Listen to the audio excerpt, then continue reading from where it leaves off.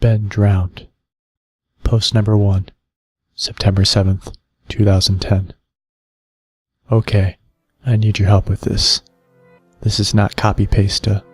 This is a long read, but I feel like my safety or well-being could very well depend on this. This video game related, specifically, Majora's Mask, and this is the creepiest shit that has ever happened to me in my entire life. Having said that, I recently moved into my dorm room starting as a sophomore in college, and a friend of mine gave me his old Nintendo 64 to play. I was stoked to say the least. I could finally play all of those old games of my youth that I hadn't touched in at least a decade. His Nintendo 64 came with one yellow controller and a rather shoddy copy of Super Smash Bros. And while beggars can't be choosers, needless to say it didn't take long until I became bored of beating up level 9 CPUs. That weekend I decided to drive around a few neighborhoods about 20 minutes or so off campus, hitting up the local garage sales, hoping to score on some good deals from ignorant parents. I ended up picking up a copy of Pokemon Stadium, GoldenEye, fuck yeah, F-Zero, and 2 other controllers for $2. Satisfied, I began to drive out of the neighborhood when one last house caught my attention. I still have no idea why it did. There was no cars there, and only one table was set up with random junk on it, but something sort of drew me there. I usually trust my gut on these things, so I got out of the car, and I was greeted by an old man. His outward appearance was, for lack of a better word, displeasing. It was odd. If you asked me to tell you why I thought he was displeasing, I couldn't really pinpoint anything. There was just something about him that put me on edge. I couldn't explain it. All I could tell you is that if it wasn't in the middle of the afternoon, and there were other people within shouting distance, I would not have thought of approaching that man. He flashed a crooked smile at me and asked me what I was looking for, and immediately, I noticed that he must have been blind in one of his eyes. His right eye had that glazed over look about it. I forced myself to look to his left eye instead, try not to offend, and asked him if he had any old video games.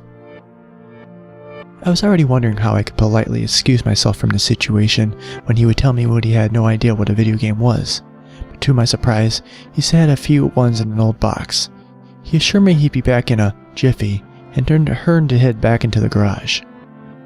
As I watched him hobble away, I couldn't help but notice what he was selling on his table. Littered across his table were rather peculiar paintings, various artworks that looked like ink blots that a psychiatrist might show you. Curious, I looked through them. It was obviously why no one was visiting this guy's garage sale. These weren't exactly aesthetically pleasing. As I came to the last one, for some reason, it looked almost like Majora's Mask. The same heart-shaped body with little spikes protruding out of it. Initially, I just thought I was secretly hoping to find the game at the garage sale. Some Freudian bullshit was projecting itself through those ink blots. But given the events that happened afterwards, I'm not so sure now. I should have asked the man about it. I wish I would have asked the man about it. After staring at the Majora-shaped blot, I looked up and the old man was suddenly there again, arm's length in front of me, smiling. I'll admit I jumped out of reflex, and I laughed nervously as he handed me a Nintendo 64 cartridge. It was a standard grade cartridge, except that someone had written Majora on the back of it in permanent marker. I got butterflies in my stomach, and I realized what a coincidence this was and asked him how much he wanted for it. The old man smiled and told me I could have it for free, that it used to belong to a kid who was just about my age and didn't live there anymore. There was something weird about how the old man phrased it, but I didn't really pay any attention to it then. I was too caught up in not only finding this game, but getting it for free. I reminded myself to be a bit skeptical since this looked like a pretty shady cartridge and there's no guarantee it would work. But then the optimist inside me interjected that maybe it was just some kind of beta version or pirated version of the game, and that's all I knew was needed to get back on Cloud 9. I thanked the man, and then the man smiled to me and wished me well, saying, "Goodbye then." At least that's what it sounded like to me. All the way in the car ride home, I had a nagging doubt that the man had said something else. My fears were confirmed when I booted up the game. To my surprise, it worked just fine, and there was only one save file, simply named Ben. Goodbye, Ben. He was saying goodbye, Ben. I felt bad for the man. Obviously a grandparent and obviously going senile, and I, for some reason or another, reminded him of his grandson Ben. Out of curiosity, I looked at the save file, eyeballing it. I could tell that he was pretty far into the game. He had almost all the masks and 3 out of 4 remaining of the bosses. I noticed that he had used an owl statue to save his game. He was on day 3 by the stone tower temple with hardly an hour left before the moon would crash. I remember thinking that it was a shame that he had come so far to beating the game, but never finished it. I made a new save file named Link out of tradition and started the game, ready to relive my childhood. For such a shady looking game cartridge, I was impressed at how smoothly it ran. Literally just a retail copy of the game with a few minor hiccups here and there, like textures being where they shouldn't be, random flashes of cutscenes at odd intervals, but nothing too bad. However, the only thing that was a little unnerving was that at times the NPCs would call me Link, and other times they'd call me Ben. I figured it was just a bug, a fluke in the programming causing our files to get mixed up or something. It did kind of creep me out after a while, and it was around after I had beaten the Woodfall Temple that I regrettably went into the save files and deleted Ben. I had intended to preserve the file out of respect of the game's original owner. It's not like I needed 2 files anyway, hoping that it would solve the problem. It did, and it didn't. Now NPCs wouldn't call me anything. Where my name should be in the dialogue, there was just a blank space. My save file name was still called Link though. Frustrated, and with homework to do, I put the game down for a day. I started playing the game again last night, getting the Lens of Truth and working my way toward completing the Snowhead Temple. Now some of you more hardcore Majora's Mask players know about the 4th day glitch. For those of you who don't, can Google it, but in the gist of it is that right as the clock is about to hit 000000 on the final day, you talk to the astronomer and look through the telescope. If you time it right, the countdown disappears and you essentially have another day to finish whatever it is you were doing. Deciding to do the glitch to try and finish the Snowhead Temple, I happened to get it right on the first try and the time counter at the bottom disappeared. However, when I pressed B to exit the telescope, instead of being greeted by the astronomer, I found myself in the Majora fight boss room at the end of the game, the trippy boxing area, staring at Skull Kid hovering above me. There was no sound, just him floating in the air above me, and the background music which was normal for the area but still creepy. Immediately my palms began to sweat. This was definitely not normal. Skull Kid never appeared here. I tried moving around the area and no matter where I went, Skull Kid would always be facing me, looking at me, not saying anything. Nothing would happen though, and this kept up for about another 60 seconds. I thought the game had bugged or something, but I was beginning to doubt that very much. I was about to reach for the reset button when the text appeared on my screen. You're not sure why, but apparently you had a reservation. I instantly recognized that text. You get that text when you get the room key for the Arju at the stock pot inn, but why was it playing here? I refused to entertain the notion that it was almost as if the game was trying to communicate with me. I started to navigate the room again, testing to see if there was some kind of trigger that enabled me to interact with something here. Then I realized how stupid I was. To even think that someone could even reprogram a game like that was absurd. Sure enough, 15 seconds later, got another message on the screen. And again, like the first one, it was already a pre-existing phrase.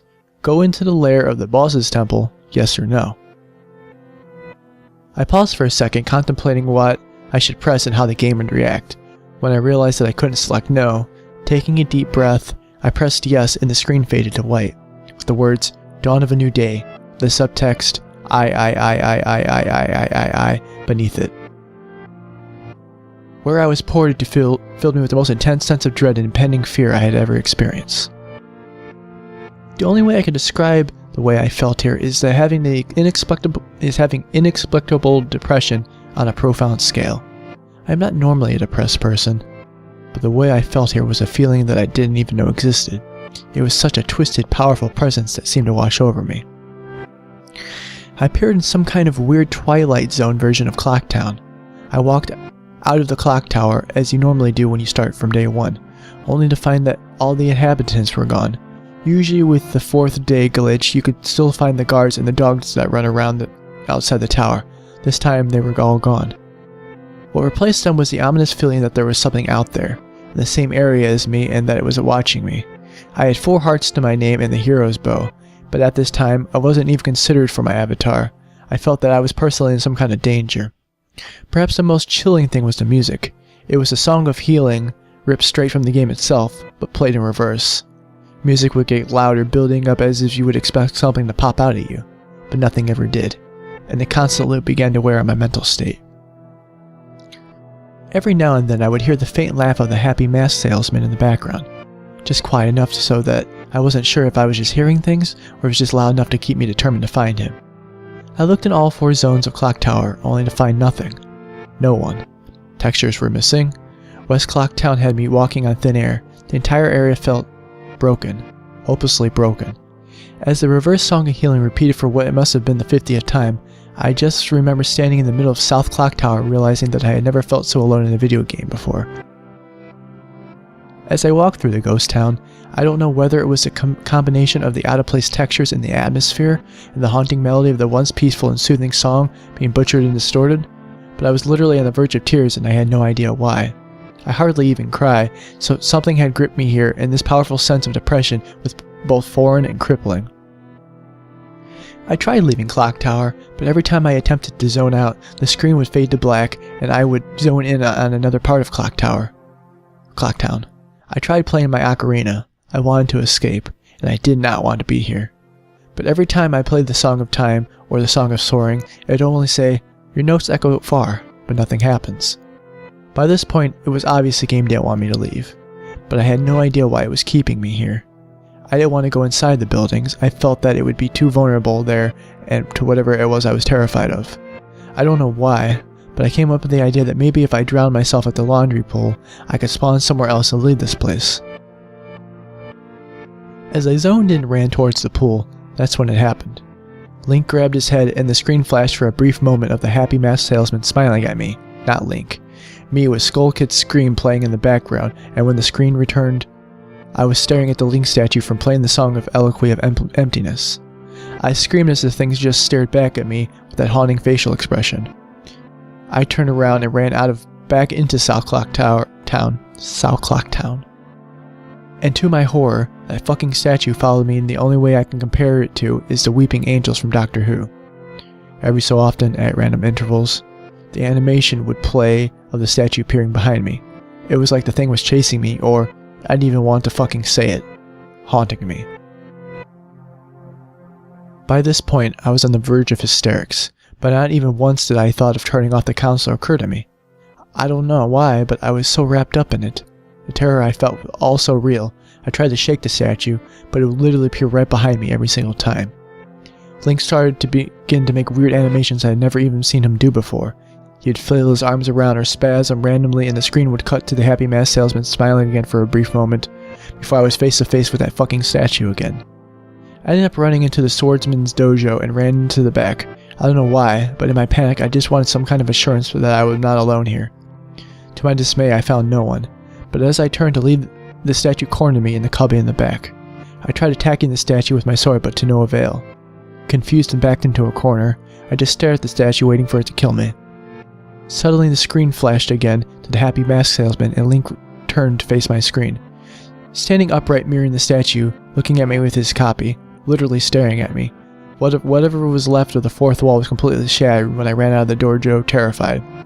Suddenly the game warped me to an underground tunnel, and the reverse song of healing cured up again as I was given a brief moment of rest before the statue started appearing behind me again.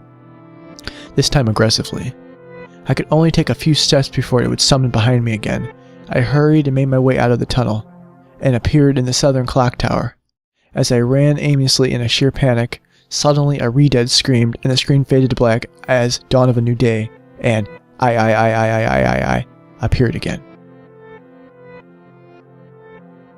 The screen faded in, and I was standing on top of Clock Tower with Skull Kid hovering over me again, silent. I looked up and the moon was back, looming just meters above my head. But the Skull Kid just stared at me hauntingly with that fucking mask. A new song was playing. The Stone Temple Tower theme played in reverse, and in some sort of desperate attempt, I equipped my bow and fired off a shot at Skull Kid, and it actually hit him, and he played an animation of him reeling back. I fired again, and on the third arrow, a text box appeared that said, "That won't do you any good, hee hee," and I was picked up off the ground, levitated up upon my back, and then Link screamed as he burst into flames, instantly killing him. I jumped when this happened. I had never seen this move used by anyone in the game, and Skull Kid himself didn't have any moves. As the death scene played, my lifeless body still burning, the Skull Kid laughed and the screen faded to black, only to have me reappear in the same place. I decided to charge him, but the same thing happened. Link's body was lifted off the ground by some unknown force, and then he immediately burst into flames again, killing him. This time, during the death scene, the faint sounds of the Reverso Song of Healing could be heard. On my third and final try, I noticed that there was no music playing this time, that all there was this eerie silence. I remembered that in the original encounter with Skull Kid, you were supposed to use the ocarina to either travel back in time or summon the giants. I attempted to play the Song of Time, but before I could hit the last note, Link's body once again horrifically exploded into flames, and he died. As the death screen neared its end, it began to chug, as if the cartridge was trying to process a lot of something. When the screen came to, it was the same scene as the first 3 times, except this time Link was lying on the ground in a dead position I had never seen in the game before, his head tilted towards the camera with the Skull Kid floating above him. I couldn't move. I couldn't press any buttons. All I could do was just stare at Link's dead body. After around 30 seconds of this, the game simply faded it out with the message, "You've met with a terrible fate, haven't you?" before kicking you out to the title screen. Upon getting back to the title screen and starting again, I noticed my save file was no longer there. Instead of Link, it was replaced with Your Turn. Your Turn had 3 hearts, no masks, and no items. I selected Your Turn, and immediately when I did, I was returned to Clock Tower's rooftop scene of my Link body, dead body, and the Skull Kid hovering over, with the Skull Kid's laughing loop over and over again. I quickly hit the reset button, and when the game booted up again, there was one more save file added below Your Turn, entitled Ben. Ben's save file is right back where it was before I deleted it, at the Stone Temple Tower with the moon almost crashing. I turned the game off at that point. I'm not superstitious, but this is way too fucked up even for me. I hadn't played it at all today. Hell, I didn't even get any sleep last night. I kept hearing the reverse Song of Healing in my head as I remembered the sense of dread I felt exploring Clocktown. I drove back to the old man's house today to ask him some questions with a buddy of mine. No way was I going there alone. Only to find that there was a for sale sign in the front yard. When I ran to the door, nobody was home. So now I'm back here writing down the rest of my thoughts and recording what happened. Some of this has grammatical errors and whatnot. I'm running on no sleep here. I'm terrified of this game.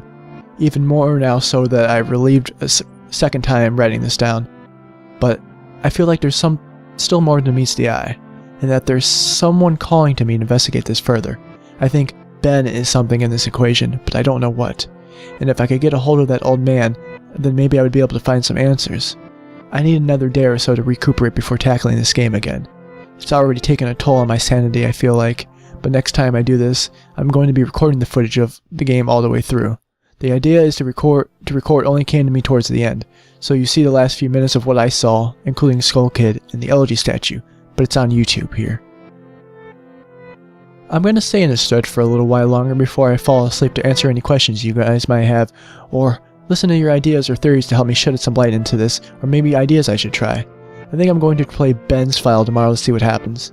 Maybe I was supposed to do all that along. I don't believe in paranormal shit, but this is a little fucked up. But maybe this Ben guy is just a really good hacker / programmer. I don't know what to think of all the alternatives if he isn't. That's the end of this copy-paste. I'm hoping that maybe this is some kind of running gag the developers had, and that some other people have gotten to gag or hacked copies of the game like this. This just really scares me.